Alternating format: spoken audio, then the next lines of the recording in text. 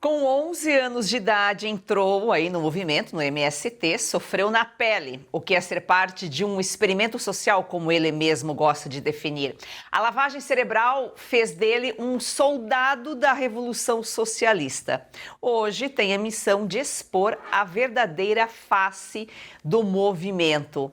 Pedro, como você conseguiu se salvar? Joyce, essa é uma pergunta excelente, né? Eu sempre digo que uma pessoa que é submetida a esse processo de lavagem cerebral que o Movimento Sem Terra produz, esse processo traumático, psicológico, né, de domínio dos sentidos, somente Jesus mesmo para libertar alguém dessa ideologia. A gente vai falar um pouco mais à frente sobre como o MST se tornou uma religião marxista, né, que começou com a teologia da libertação, mas de fato eu digo, e conhecereis a verdade e a verdade vos libertará. Essa frase, esse versículo, aliás, ele caminha comigo, porque afinal, somente realmente a verdade e uma ação divina para libertar alguém das ideologias do MST.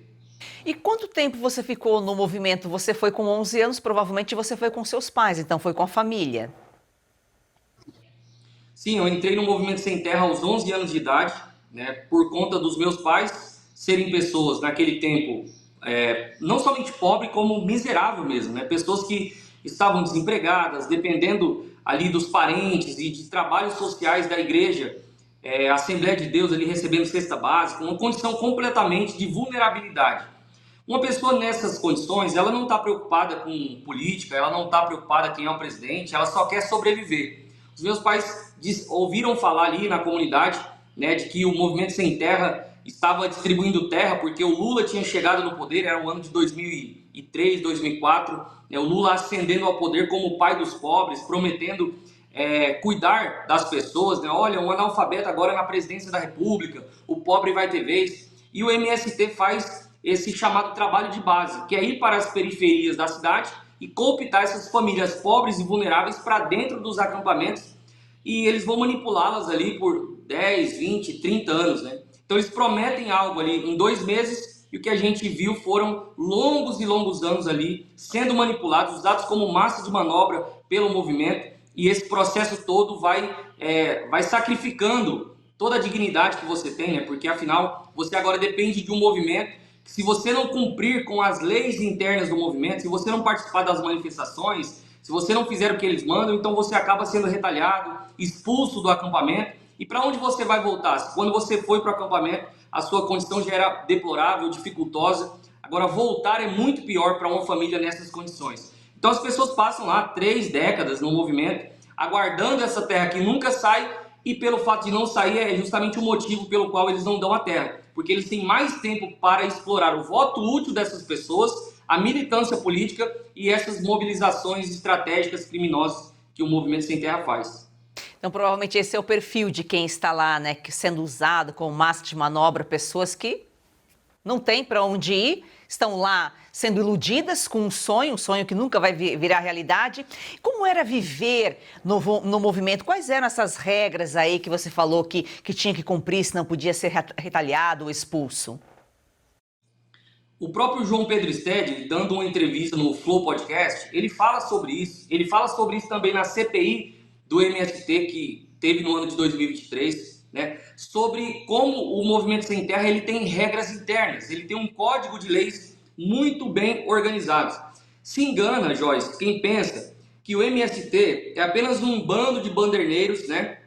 Baderneiros que fazem manifestações e bagunça. Muito pelo contrário, o MST é um movimento social, se dito movimento social, de fato ele não é isso, mas que já existe há 40 anos no Brasil. Como um movimento consegue ficar por tanto tempo no país, né, crescendo, hoje, esse ano então, recebendo aí quase R$ 1 bilhão das mãos do governo para atuarem no Brasil. Então não é um movimento qualquer, não é um movimento desorganizado.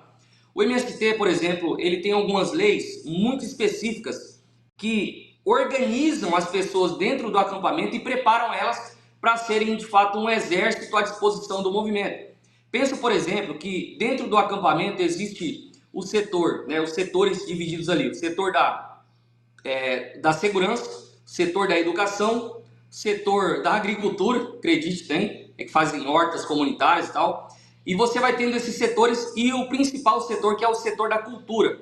Então, vou dar um exemplo. Os homens geralmente fazem parte da segurança porque todo acampamento tem segurança em volta. A polícia não entra lá, é um núcleo duro, inacessível. E se chegar alguma polícia perto, a pessoa que está fazendo segurança, portando uma arma, seja ela uma arma branca ou uma arma de fogo, ela tem que soltar um fogo de artifício no mesmo sistema da favela para avisar a população de que ali está tendo uma possível chegada da polícia ao acampamento. E aí todas as pessoas também têm uma lei Petri, que é, vocês, ao ouvirem um fogo de artifício, são obrigados a sair de onde vocês estiverem, pegar uma arma, um pau, uma pedra, um facão, uma foice, e irem para a guarita fazer a defesa do acampamento. Então a minha experiência talvez mais impactante para mim, para uma criança, foi ouvir esse fogo de artifício, sair para a guarita para fazer a defesa do acampamento e ver aquela multidão de pessoas brotando da terra, saindo de todos os lados com armas, indo para a frente da guarita, e os militantes iam colocando as crianças e mulheres na frente da guarita, né, para serem realmente um escudo humano. E eu me lembro daquele sentimento no meu coração, segurando um facão na minha mão, olhando para a polícia que estava à minha frente, olhando para o militante e pensando, né, se esse militante mandar, eu vou matar esse policial ou eu vou morrer pelo movimento, porque afinal não era mais sobre terra, era sobre uma revolução socialista e nós éramos os protagonistas de implantar essa revolução social no Brasil. Então era muito mais do que uma ideia de reforma agrária. E esse tem sido o meu alerta para o Brasil. Não se trata de reforma agrária. Quem acha que o MST está interessado na reforma agrária está enganado. O MST, ele quer migrar pessoas da favela urbana para a favela rural